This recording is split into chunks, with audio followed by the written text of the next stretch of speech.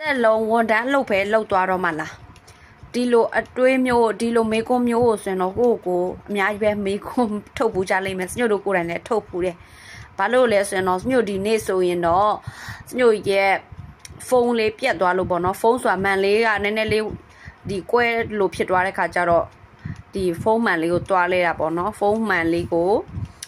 ဒီယူပြီးတွားလဲတာဖြစ်ပါတယ်တွားလဲတဲ့ခါကျတော့ဗာလေးတွေ့လဲဆိုရင်တော့စညို့တို့အရင်အလုံးမှလှုပ်ဖူးတယ်လို့ပဲလေလှုပ်ဖူးတယ်လို့ပဲစိတ်ရောအလုပ်လိုမျိုး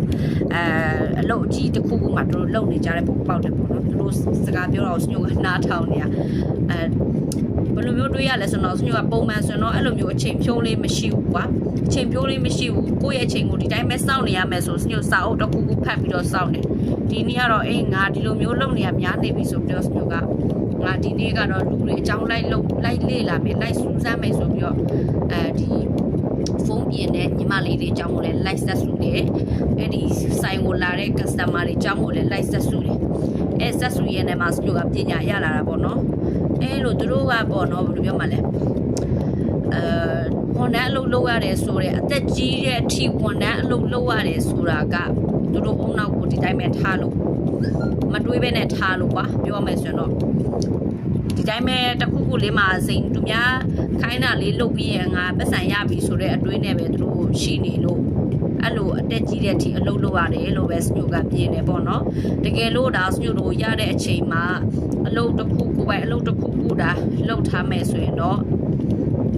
ကိုအတွက်နေရာကောင်းတစ်ခုကတော့ရှိကိုရှိတယ်ပေါ့နော်ဒီလိုလေးတွေစညို့ကတွေးမိရလဲဖြစ်ပါတယ်ရှင်ဒါကြောင့်မို့အသက်ကြီးတဲ့အထိအမတို့အလုပ်လုပ်ကြမယ်ဆိုရင်တော့လေအရန်လဲရှက်စရာကောင်းတယ်ရရင်တော့မှနေရာကောင်းတစ်ခုခုမှရမှာပဲပို့ပြီးတော့အစီအပြေးလိမ့်မယ်ဒါတောင်မှလူအများကတိတ်မကြိုက်ကြဘူးကွာပြောမယ်ဆိုရင်တော့ဒီလိုမျိုးလေးရှိပါတယ်ရှင်ဒါကြောင့်မို့အသက်ကြီးတဲ့အထိသူများဝန်ထမ်းအလုပ်မလုပ်ချင်ဘူးဆိုရင်တော့ကိုယ်ပိုင်စီးပွားရေးတစ်ခုခုကိုအခုကလေးနဲ့စတင်တာတချို့ဆိုရင်တော့အခုဒီခေတ်မှာဆိုရင်တော့လေသူများအလုပ်မလုပ်ချင်လို့ထွက်ပြီးတော့ online လုပ်တဲ့ခိုင်တော့လုပ်ရင်းနဲ့ချမ်းသာသွားတဲ့လူကောင်မှတော်တော်လေးများနေပေါ့နော်ညတို့လည်းဒီလိုဖြစ်အောင်ကိုစူးစမ်းနေဒါကြောင့်မို့တက်လုံးသူများလုပ်ဖို့ပဲကောင်းနေမထဲပါနဲ့အချိန်ရတာနဲ့ကိုယ့်ရဲ့ကိုယ်ပိုင်အလုပ်တစ်ခုကိုလုပ်ဖို့